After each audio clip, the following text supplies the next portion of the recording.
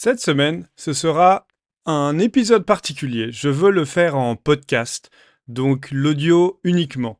Il n'y aura rien à voir sur la vidéo. Par contre, je pense que ce sera le moment idéal si vous avez du nettoyage à faire, si vous êtes dans les transports en commun, eh ben, vous pouvez avoir cette expérience de suivre mon aventure au RBET de Vienne, où j'ai fait top 8 sur le plus grand tournoi Edison européen. Pour des questions d'anonymité, et dans le doute, pour ne pas demander à tout le monde, j'ai préféré couper le nom de toutes les personnes qui seront nommées. Je les nommerai uniquement à travers la première lettre de leur prénom. Pour aller à Vienne, je décide de ne pas juste faire le déplacement pour le tournoi, je veux faire le déplacement en slow travel et j'en profite pour visiter d'autres endroits. Je prends le train pour aller à Vienne parce que j'évite autant que possible d'utiliser l'avion pour des raisons écologiques.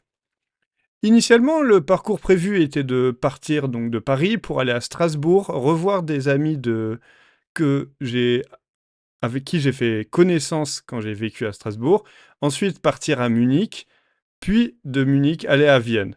Malheureusement, j'ai été malade juste avant le RBET et je m'étais pas parfaitement rétabli pour le départ à Strasbourg. J'ai dû donc annuler. J'ai pris un autre billet de train et je suis donc le lundi parti directement de Paris à Munich. Dans le train, j'ai fait un mélange entre regarder des films, une activité plutôt passive, et analyser activement les replays de Dueling Book, que je me suis fait une pile de replays à analyser, et j'ai toujours des piles de replays à analyser, et je faisais ça en même temps, en alternance durant le trajet. L'analyse de replay étant pour progresser sur Edison, mais c'est aussi une tâche plus de travail, je dirais. Ça ressent du travail, donc je fais un mélange entre les deux. J'analyse un replay, c'est du boulot, et puis après, je me détends, je mets le film 10-20 minutes, et puis après, je repasse à l'analyse de replay. Ça a occupé mon trajet de train, et je crois que c'était les deux activités principales sur le train, en dehors de dormir, quand j'en avais besoin. J'arrive donc à Munich, où mon hôte me récupère à la gare. Nous allons dans la ville en bordure de Munich et nous mangeons dans un resto bavarois qui est super sympa, avec des plats typiques du coin et une ambiance vraiment bistrot, vraiment auberge à l'ancienne. C'était un très joli endroit. Dans la balade, on a pu voir les fameux totems bavarois qui sont très typiques du coin et apparemment ils changent régulièrement. C'est une tradition que je ne connaissais pas. Le mardi, donc le mardi c'était la journée de visite de Munich. J'ai visité autour de Munich, j'ai vu un des étangs de Munich, donc la Mersey. Et l'après-midi, je voulais aller au bain qui se situait à Erding, des bains thermiques, qui m'avaient été recommandés par d'autres amis. Et c'était un après-midi très sympa. Je pense que si vous allez à Munich, c'est quand même plus sympa d'y aller avec d'autres personnes. Faire les bains thermiques tout seul, c'est une activité... hmm, bon, c'est très sympa, mais c'est vrai que c'est plus sympa quand on passe le temps à se relaxer et à discuter avec des potes. Ça aurait été l'idéal, mais bon, moi j'ai fait le trajet tout seul cette fois. Et en tout cas, j'ai quand même profité des bains thermiques là-bas, qui étaient très très sympas. Le soir, j'ai pu rejoindre deux joueurs de Munich, des joueurs que j'ai croisés à travers le groupe WhatsApp du coin où j'avais dit que je serais de passage à Munich et j'ai demandé si des gens étaient chauds pour qu'on se retrouve un soir. Et ces deux joueurs ont accepté de me retrouver et ils m'ont aussi recommandé au niveau des restos. J'ai notamment découvert la spécialité locale des Kaiserschmann qui est un dessert, donc un dessert qui est surtout fait pour être partagé. C'est un peu comme, c'est un peu des pâtes, un peu comme des crêpes ou des pancakes, mais en plus petit. Et c'est fait pour être mangé dans de la confiture qui est à côté. Donc vous trempez ce Kaiserschmann dans la confiture. Voilà, c'est vraiment le dessert un peu populaire avant, et maintenant ça l'est gardé comme tradition.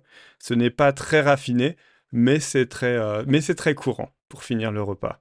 J'ai aussi appris que en Allemagne, les plats principaux étaient beaucoup plus gros et les desserts n'étaient pas une obligation en quelque sorte. Et j'ai été très étonné d'apprendre sur cette différence dans la culture par rapport où en France, le dessert fait partie intégrante du repas. Et même pour moi, je n'ai pas l'impression d'avoir terminé mon repas s'il n'y a pas de dessert, s'il n'y a pas le sucré qui arrive après, dans ce cas-là. Mais, comment dire? Et donc là, je me suis fait surprendre. J'avais pris un plat et un dessert. Et comme leurs plats sont vraiment très gros, bah, le dessert, c'était quand même plus dur de le manger, mais ça restait quand même très très bon. Le mercredi, je pars le matin, je pars pour Vienne. J'arrive en milieu d'après-midi où je rejoins les autres les autres qui m'hébergeaient. Et je suis ensuite parti pour pour faire une première visite de Vienne où j'ai notamment visité la cathédrale. Je suis allé devant le Parlement. Je suis été en gros dans le premier district, arrondissement, premier arrondissement. Non, c'est un autre nom pour Vienne, mais non, la partie historique, la partie très riche de Vienne. J'ai même pu voir les personnes qui se baladaient dans leur calèche avec les chevaux qui se baladaient en ville. C'était en tout cas une très très jolie partie de la ville de Vienne. Bien sûr, tout Vienne n'est pas aussi joli que cet arrondissement et on en parlera un peu plus tard. Jeudi, de nouveau, c'est la journée de la visite de Vienne. Je, je fais les jardins et les statues qui sont dedans sont magnifiques. Vienne était encore sous la neige. Effectivement, Vienne, c'est beaucoup plus en altitude que Paris et que même le point le plus haut de la France. Donc, il fait beaucoup plus froid là-bas. C'est vrai que ça rendait la visite un peu moins agréable, mais en tout cas, ça faisait que les jardins étaient très très beaux à être sous la neige. Donc j'ai pu prendre de très jolies photos. J'ai fait plusieurs musées. Il y avait notamment le musée de l'illusion. Donc il y a une version aussi qui existe à Paris, le musée de l'illusion, qui est là pour prendre des photos de soi avec différents effets, expériences d'illusion optique. Et voilà, je pense que c'est plutôt sympa de faire le musée de l'illusion quand on est deux. Ouais, c'est vrai, effectivement, il y a pas mal de photos qui sont faites pour être prises à deux, et notamment une photo où on est juste à côté et l'illusion d'optique fait que l'un est très très grand et l'autre est très très petit. Et c'est plus sympa d'avoir cette photo à deux. Il y avait une des personnes qui travaillait là-bas qui a gentiment accepté de poser dans la photo avec moi pour que j'ai ce souvenir-là. Mais je m'imagine clairement que c'est plus sympa d'être avec quelqu'un qu'on connaît. Le soir, j'ai rejoint un autre joueur d'Edison, qui est eux, et avec qui j'ai visité le musée de Vienne, le musée de la ville de Vienne, qui est vraiment un musée très intéressant. Il y avait toute une partie sur l'histoire et notamment le fonctionnement des clés avant ce qu'on avait maintenant. Et j'ai trouvé ça très sympa. Il y avait aussi une partie sur la guerre et même une partie sur l'art et tout ce qui est culture, tout ce qui est société et même par exemple l'image des genres, comment cela a évolué. Et une anecdote aussi qui était très sympa que j'ai vue dans le musée de Vienne, c'était que Vienne avait donc était à la base une ville, puis après ça s'est densifié avec une augmentation des activités et avec la révolution industrielle. Et cette révolution industrielle a fait qu'il y a eu beaucoup, beaucoup plus de gens. Il y avait les transports, il y avait les voitures, et ça rendait Vienne, au final, beaucoup moins vivable, ce qui fait que toutes les personnes riches ont fini par s'éloigner de Vienne. Et il y a eu toutes sortes de il y a eu toutes sortes d'activités de politique, en tout cas d'activités locales qui, pour essayer de limiter la place des voitures, pour essayer de rendre à Vienne sa beauté. Et c'est ce qui a permis de nouveau gentrifier Vienne, de nouveau faire venir de, des gens pour vivre au sein de Vienne en rendant le lieu plus local. Donc comme quoi les choix de politique locale font effectivement la différence. Et ensuite, on a dîné donc avec eux. On a pu discuter, on a un peu joué. Lui, il a joué son deck, un deck macro stun, qui était effectivement, qui ça fait peur. Tous ces decks un peu bas de la tier list, mais avec mon deck, ils font toujours peur quand même. On n'a pas de partie gratuite, on n'a pas de match-up gratuit avec Vayu Turbo, sauf quand vraiment ça tombe sur des DV ou Oppression. Ça, c'est un peu les cartes qui peuvent complètement euh, invalider l'adversaire. Mais dans ce cas-là, il n'y avait pas de ça, donc le match-up reste, je pense, parfaitement prenable pour Vayu, voire favorable s'il est optimisé, mais ça fait partie des match-ups qui sont vraiment très rares, donc je n'aurai pas le temps de me consacrer à l'optimiser, il n'y aura pas beaucoup de replay à analyser. Voilà, et donc ça rend le match-up effrayant à, à attaquer. Vendredi, je fais le musée de la guerre et des tanks avec V dans la journée. euh, et j'ai rejoint ensuite ma colocation. J'avais organisé une colocation, on était plusieurs joueurs Yu-Gi-Oh! De plein de coins différents. On s'est rassemblés et on a loué un Airbnb juste à côté du RBET. Quand je suis arrivé dans le quartier du Airbnb, j'ai vu que le quartier était bien plus populaire et moins joli. Et c'était aussi le cas quand j'étais à Berlin. J'ai vu qu'il y avait des lieux qui étaient très beaux et des lieux beaucoup moins beaux aussi. Mais je pense que cela doit être le cas dans toutes les grandes villes en soi. Il y avait même des coins assez sales dans Tokyo. Et visiter d'autres villes me fait apprécier le contexte parisien. J'ai lâché mes affaires dans la colocation et je suis allé au tournoi de pré-RBET qui était organisé dans une des boutiques de jeux de cartes de Vienne. Je me rappelle plus très bien de ce qui s'était passé dans ces tournois-là. Je me rappelle juste que j'ai fait 2-2, ce qui était assez pour avoir quelques petits lots, ce dont je suis très content. Et, j'avais notamment eu une Diabelle Star en ulti, et j'étais très content d'avoir la carte, elle est super belle. Et j'étais aussi un peu triste de l'avoir en allemand, donc ça veut dire pas beaucoup de valeur. Sinon, au niveau des parties, il y avait une partie avec Diva Hero, qui était vraiment super tendue. L'adversaire a très bien joué, moi j'ai fait une erreur critique à la fin, et voilà, il m'a pas donné d'erreur jusqu'à que moi j'en relâche une, et ça m'a fait perdre. Le dernier round, c'était contre un joueur de plantes qui jouait notamment allergie au pollen et le gros arbre là, qui prend des tokens et qui fait très peur.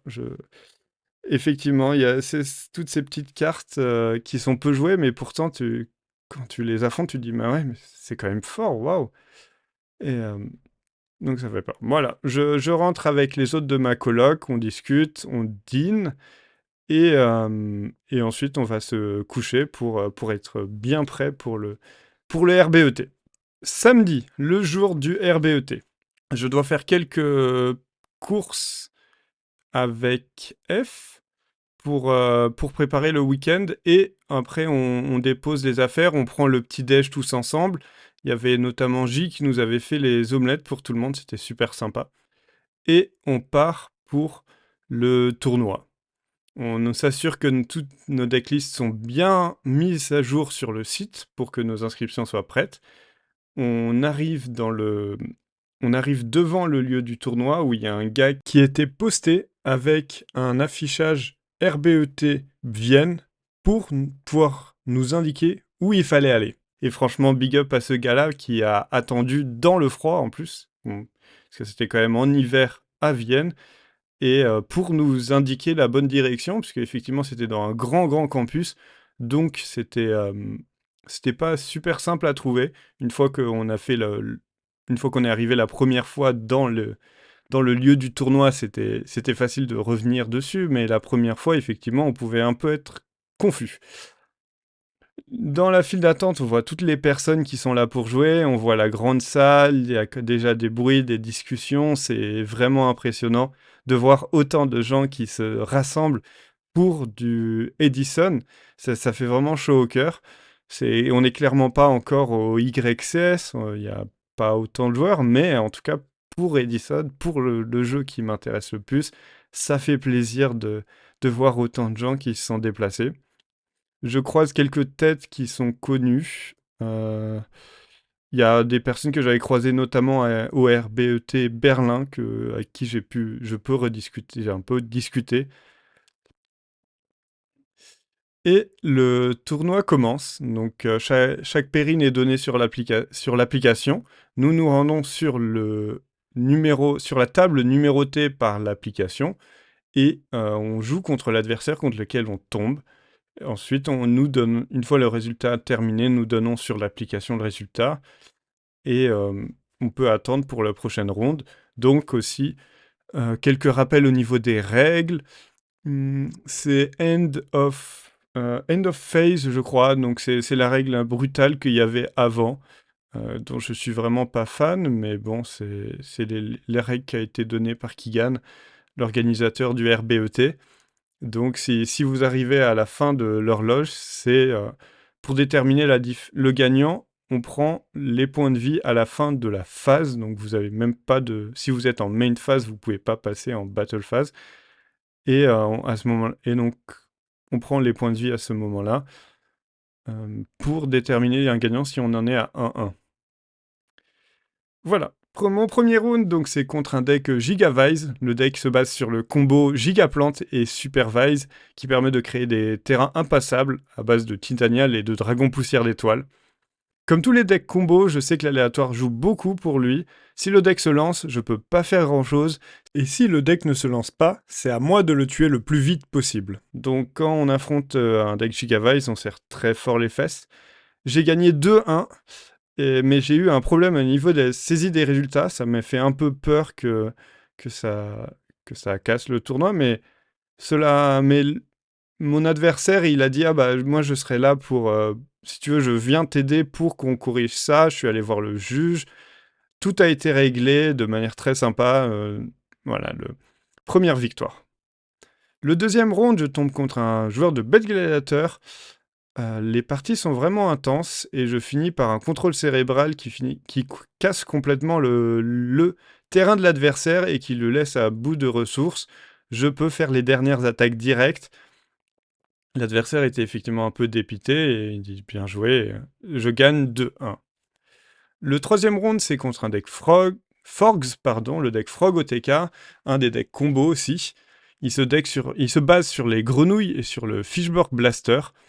C'est de loin le meilleur deck lors de la première partie. Et sa manière de gagner, c'est généralement il gagne la première partie. Par contre, deuxième et troisième partie, le deck est moins fort. C'est moins probable qu'il gagne les deux et troisième parties. Ou la troisième partie, pardon. Mais comme il a déjà gagné la troisième partie, il lui suffit de gagner un seul des deux pour gagner. Là où l'adversaire, il est obligé de faire un perfect sur les deux games de side. Donc, la première partie n'arrive pas à se lancer et un virus démoniaque de destruction de deck lui coupe toutes ses défenses et ses attaques et je réussis à gagner la première partie. La deuxième partie est très serrée, mais je l'emporte aussi et heureusement parce que sinon on allait arriver à la fin du time et je suis donc à 3 victoires pour 0 défaite. Là en tout cas ça me donne ça me donne une grande confiance en moi. Et il y a pas mal de choses que j'avais travaillées durant mes entraînements, que j'avais notées dans mes replays, qui sont mis en application. Et ça fait plaisir de voir que ça paye. La quatrième partie, c'est contre un deck Machina Hamster Ricocaus. Donc la partie est très complexe, l'adversaire avait le bon match-up en sa faveur. Mais j'ai eu de la chance, il finit par jeter la partie en tapant avec Kaiku directement dans mes points de vie. Le Kaiku qui avait au préalable donné un grand avantage en termes de ressources, il finit par taper dans mes points de vie en direct, ce qui m'a permis d'invoquer Gorz. Un Gorz qui était assez évident puisque j'avais passé plusieurs tours sans rien. Mais dans ce genre de situation, je peux pas non plus trop critiquer l'adversaire. Et peut-être qu'il avait effectivement une main qui le forçait à jouer comme ça. Peut-être que se dire je n'attaque pas et je passe, bah, c'est une mauvaise chose. Et des fois, il faut jouer en espérant que l'adversaire passe sans rien faire en faisant un bluff de Gorz. Parce que Si vous tapez et qu'il n'a effectivement pas Gorz, vous lui donnez plus de chances de toucher le Gorz, ou même de toucher une carte qui permet le comeback. Voilà, donc en tout cas, une autre victoire.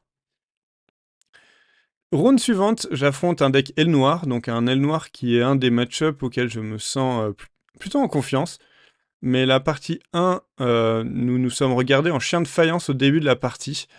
Et ça, c'est généralement pas une bonne nouvelle pour le deck Vayu, qui veut essayer de limiter les ressources de l'adversaire. Et si le aile noir il accumule ses ressources, il peut exploser en un tour. Et c'est ce qu'il a fait. Il me laissait avec 1000 points de vie, à peu près. J'ai essayé de monter un comeback sur l'adversaire, avec notamment contrôle cérébral, mais je n'ai pas réussi. Donc il finit par gagner la première partie. La deuxième partie, je pense qu'elle était encore plus brutale, et pour le coup, je n'avais pas beaucoup de choses que je pouvais faire. Je perds, et je suis donc maintenant à 4 victoires pour une seule défaite. Nous sommes donc à la moitié du premier jour. Jusqu'à là, les parties étaient globalement tous très intenses. C'était très plaisant de faire ces parties-là. Bien sûr, quand on gagne, c'est encore plus plaisant.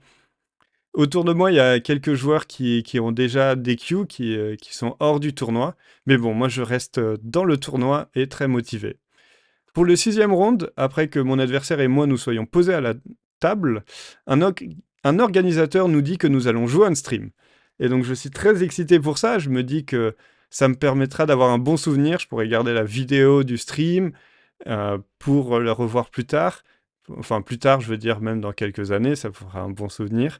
Et même juste après le tournoi, ça me permettra de bien analyser la partie et d'apprendre, de pouvoir réfléchir, de pouvoir débattre. Mais malheureusement, je tombe sur un deck Gigavise, et cette fois, le deck Gigavise, il a bien tourné, donc il n'y avait pas grand-chose que je pouvais faire pour l'arrêter. Il m'a tout de même surpris avec le raisonnement en début de partie, donc j'aurais dû appeler 3 au lieu de dire 4, parce que je savais pas du tout quel deck il jouait quand il a activé raisonnement en début de partie. Et ensuite, après la partie, après avoir perdu, donc j'ai noté ma main de départ du premier tour de la première partie, et j'ai pu en débattre avec mon ami J et J. Et j'avais effectivement fait des erreurs. On a eu donc tout un débat avec les deux. J'ai eu tout un débat avec les deux, et c'était vraiment très intéressant de réfléchir à ça.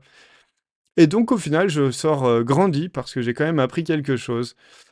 Et vous pourrais vous parler de cela sur la partie de mon mindset.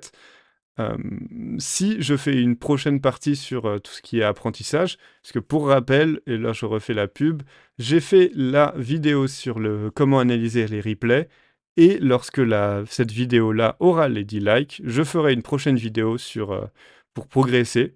En attendant, là, au moment de l'enregistrement, il ne traîne qu'à 3 likes, donc c'est juste à vous de venir et d'aller liker la vidéo. Voilà, je fais la petite interruption pour ça. Et on retourne sur le tournoi, donc, où je suis à 2 défaites, et je suis plus sûr de pouvoir accéder au jour 2. Je commence à être fatigué et ça tape un peu dans la tête, mais je me dis, bah, je vais continuer à jouer, au moins juste pour l'expérience, au moins pour pouvoir apprendre et quand même profiter de la journée. 7e ronde, j'affronte un deck Hero Vayu, un deck très original. Je ne savais pas du tout à quoi m'attendre quand il commençait à dérouler sa decklist. Je réussis à gagner car il manquait de défense les 2 parties. Donc mon adversaire était très aimable à la fin de la partie. Et après... Ah oui. Et après donc c'est après cette partie où j'ai mon ami E avec qui j'avais visité le musée de Vienne. On discute, on regarde les scores, et il me dit que j'ai encore de quoi passer. Et ça me motive beaucoup pour continuer à jouer aussi. 8e ronde, je tombe contre un quick draw volcanique. Je gagne 2-0. Après la partie, donc on range toutes nos affaires, chacun repart de son côté. Et je suis allé chercher dans la salle, parce que je voulais noter une des situations dans la partie. Je voulais lui demander, bah tiens, qu'est-ce que tu avais défaussé à tel moment, pour essayer de reconstruire la game state et pouvoir y réfléchir a posteriori. Et ce qui est assez marrant, c'est que ce que je pensais être une question de débat dans cette situation n'était même pas vraiment le cas, puisque j'avais complètement raté un kill shot, j'avais complètement raté une opportunité de kill sur l'adversaire à ce moment-là dans cette situation. Mais donc ça montre que c'est intéressant de revoir ces parties a posteriori et d'en discuter surtout avec d'autres personnes. Dernière ronde de la journée, donc là je suis à X2, je suis à... On est 9e ronde, donc ça veut dire j'en suis à 6-2. Et c'est contre un deck L noir, donc comme dit, je suis confiant contre L noir, je me dis que je peux gérer le truc, et comme j'ai mon ami qui m'avait dit que j'avais de quoi passer, je suis encore plus motivé. Première partie, j'arrive à tempérer son agressivité, j'ai eu très chaud aux fesses, parce que mes points de vie tombent très bas, mais ils n'atteignent pas 0, et j'arrive à reprendre le contrôle de la partie, de reprendre le contrôle des ressources, et de le tuer. La deuxième partie... Les deux autres parties, je ne m'en rappelle plus.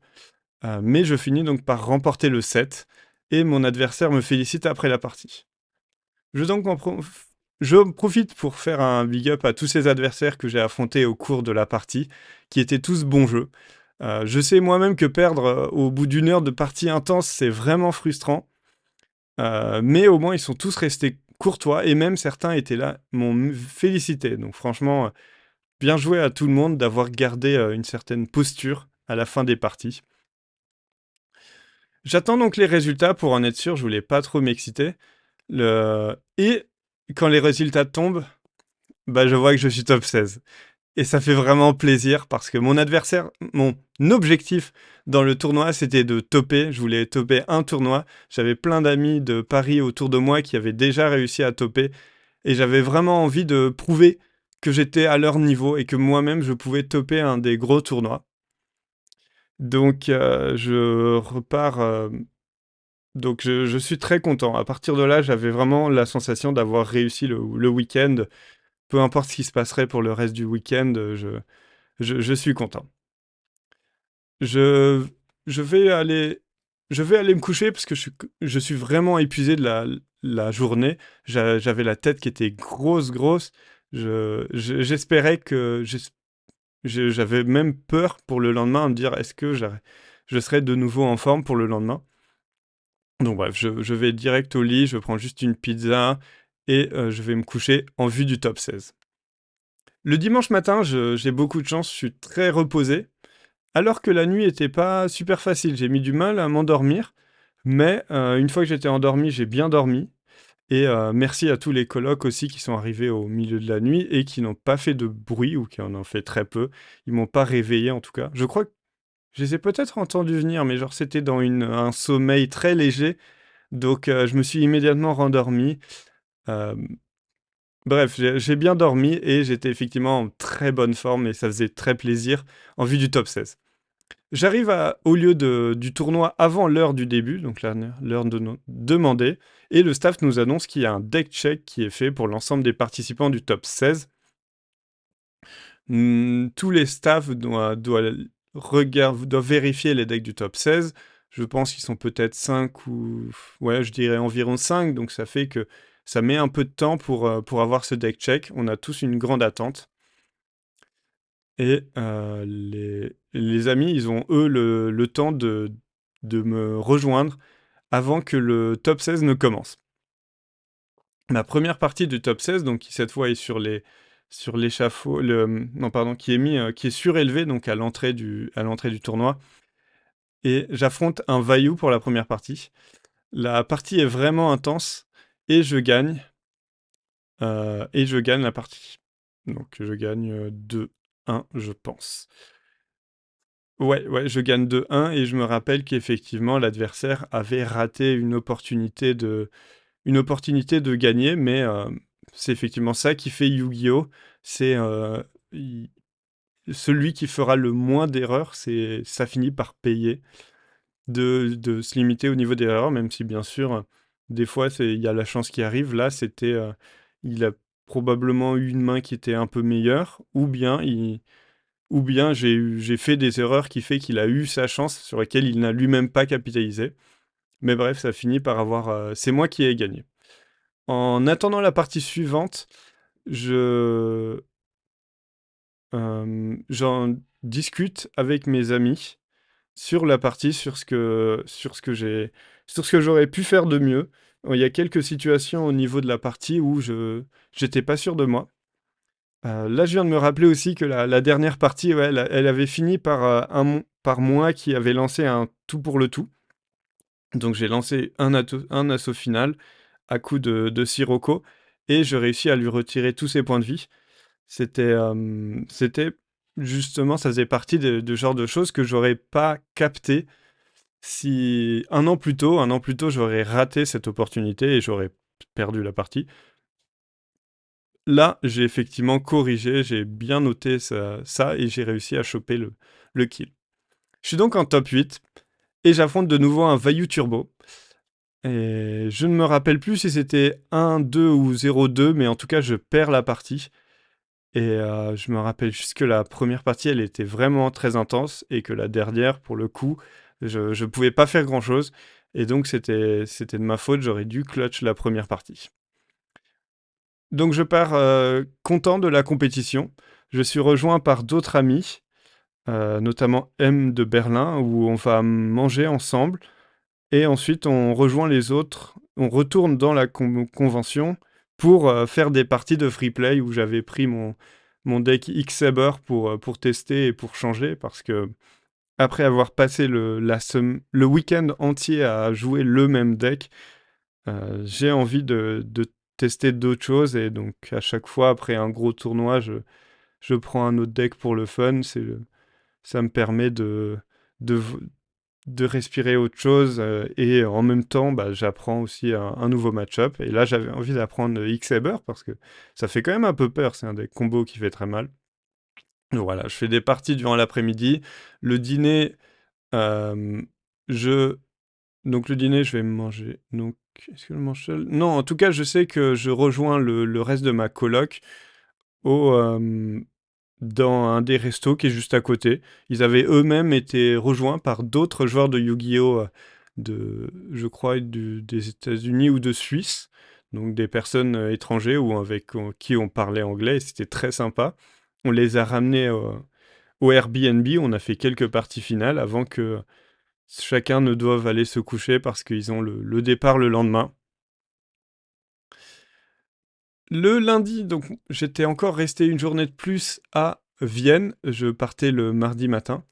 Et donc je visite l'aquarium, les jardins et les musées d'art avec V. Et c'était très beau. L'aquarium était super grand, plein de choses sympas à voir.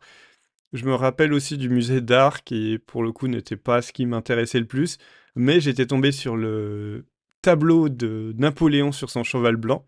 Apparemment, il y en a plusieurs dans le monde. Il n'est pas unique à ici.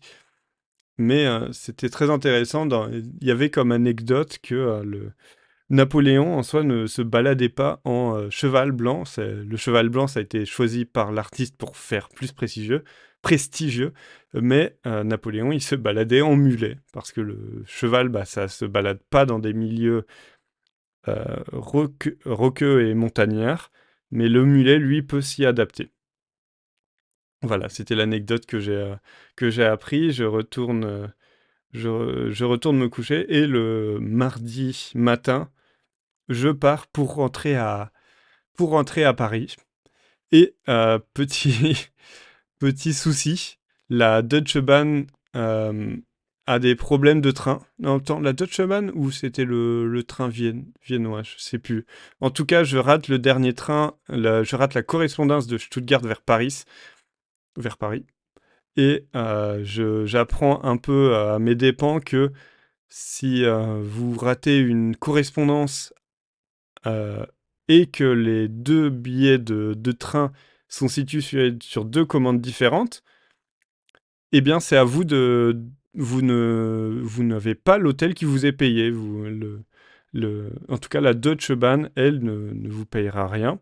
Et donc ça m'est justement arrivé parce que je suis passé sur Trainline pour faire l'achat du voyage. Et donc Trainline, lui, m'a fait acheter deux billets différents. Il m'a fait acheter en un coup, mais ça reste deux billets différents. Et donc, aux yeux de Deutsche Bahn, ce n'était pas bon. Donc, bon, bah, j'ai dû malheureusement payer mon billet à Stuttgart. Après, j'essaye de voir les choses positivement. Et Stuttgart, c'est notamment la ville où ma grand-mère, elle a vécu. Donc bon, bah, ça a été très sympa de visiter Stuttgart. Il y avait très beau, j- un très beau parc juste à côté. J'y suis notamment allé la nuit. Donc c'était à côté de l'hôtel et j'y suis allé le soir où je suis arrivé à l'hôtel. Je me suis baladé dans ce parc de nuit. C'était très beau et ça m'a permis aussi de réfléchir, vous savez, tout ce qui est... de méditer un peu. C'est qui disait ça? C'était Sénèque qui disait... merde, je recherche la citation. Il n'est de preuve d'un homme de, il n'est de preuve d'un homme bien ordonné que que la capacité à s'arrêter là où il est et passer du temps à sa propre compagnie. Donc moi en tout cas j'en suis pas encore là, mais cette nuit-là j'étais juste posé dans le parc à réfléchir sur ma vie, sans écouteurs pour le coup, euh, pour juste être moi et mes pensées. Je me prends un petit cookie dans un des parcs dans un des cafés de ce parc de Stuttgart. Et ensuite, je vais me coucher. Pour le coup, la fin du trajet, j'avais lancé la vidéo de Sony, la vidéo sur Diva Hero, que je trouvais très intéressant. J'aime beaucoup les vidéos de Sony, big up à lui. Si vous voulez un catalogage des vidéos de YouTubeurs Edison que je vous recommande, bah, vous pouvez le demander dans les commentaires et je vous ferai ça. Donc voilà, je retourne à l'hôtel, je dors. Le lendemain matin, retourne dans ce parc-là et au passage, je suis allé dans une boulangerie pour m'acheter quelques viennoiseries puisque je voulais me poser dans le parc et manger un bon petit déjeuner. J'ai aussi pris quelques spécialités allemandes pour les ramener pour les parents et pour moi aussi. Donc il y a des biscuits en particulier qui désormais sont aussi présents en France, mais pour moi c'était les trucs typiquement allemands et je les achète uniquement en Allemagne. Et comment il s'appelle? Le bretzel aussi que ma mère adore. J'ai donc acheté tout ça, je suis allé me poser dans un des parcs qui, encore une fois, bah, il faisait froid et il y avait un peu de neige. Non, non, c'était juste un peu froid. Enfin, bref, j'ai dû nettoyer le banc avant de m'asseoir, mais j'étais très bien posé. J'avais un peu froid aux doigts. Voilà. Et je suis rentré dans le le musée naturel où il y avait beaucoup d'animaux en plastique. Je sais pas comment dire. C'est pas les vrais animaux. Il y en avait quelques-uns qui étaient empaillés. En tout cas, ils étaient vraiment très réalistes. Ça me permettait de voir plein d'animaux immobiles. Et c'était un très très beau musée. Je crois qu'il y avait beaucoup de descriptions qui étaient faites en allemand et pour le coup, je ne maîtrisais pas encore l'allemand. Enfin, je maîtrise pas encore, mais là, je travaille sur ça. Et, euh, et ensuite, je me balade dans Stuttgart pour aller choper le train pour rentrer à Paris. Le train, au moins, la Deutsche Bahn a eu a eu la bonne, la bonne chose de me donner un ticket pour le train le lendemain. Au moins, c'était quelque chose. Au moins, c'était sympa comme dédommagement. Et je rentre à Paris et là, je pose mes affaires. Et c'est la fin de ce trajet. En tout cas, j'ai pu discuter avec les orgas de Vienne et je leur ai dit que je referais un truc comme ça. Je ferais probablement je reviendrai de nouveau à Vienne pour faire un gros tournoi comme celui-là parce que c'était vraiment sympa, et très sympa d'être contre autant de joueurs dans la journée. Et même si la prochaine fois, je ne sais pas si de nouveau je vais pouvoir toper parce que ça reste un jeu de chance, surtout quand on est dans un format fixe où le deck building n'est plus vraiment un edge, ne permet pas de se différencier. Mais il y a uniquement le technical play qui reste limité par rapport à la variance du jeu. Donc voilà, en tout cas, au cas où je puisse de nouveau toper, bah, je retournerai à Vienne. Je referai un trajet peut-être différent. Je verrai par où je passe. J'essaierai de visiter de nouvelles villes encore. Et, euh, et si le prochain tournoi sera dans une autre ville d'Europe, bah, de nouveau, je me ferai mon petit road trip pour profiter, pour visiter. L'histoire touche donc à sa fin. J'espère que vous avez passé un bon moment en ma compagnie. Et si vous-même vous êtes dit que, bah putain, ça donne envie, vous avez vous aussi envie de participer à un de ces putains de tournois géants d'Edison, bah vous avez de la chance parce qu'il y en a un qui arrive là juste cet été et juste à côté de chez vous. Donc RBET Paris, putain, ça arrive, c'est en juillet. Je vous laisse le lien dans la description pour vous inscrire. Il y a déjà la moitié des places au moins qui sont parties. Donc n'attendez pas, vraiment, ce sera un gros gros moment, vous verrez. Ce sera un super week-end.